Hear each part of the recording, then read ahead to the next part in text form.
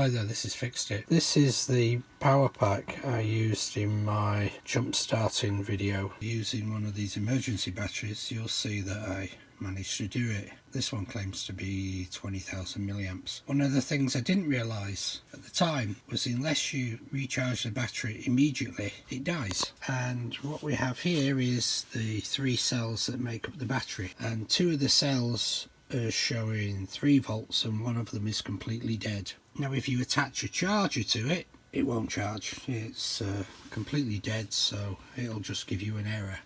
So this is what you need to do. If you have a current limiting bench power supply, then set it to 4.1 volts and 300 milliamps. That's set to 0 at the moment only because I haven't connected the positive lead. If I just do that now, is immediately your current limiter will come on and complain, and voltage of the cells, which is 1.3 volts. But as you can see, it's very slowly climbing up.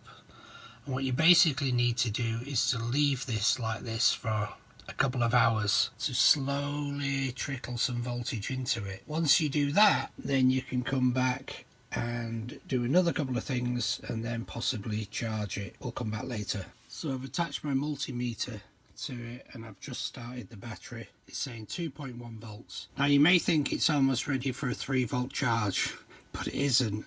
As you see, if I pull out the power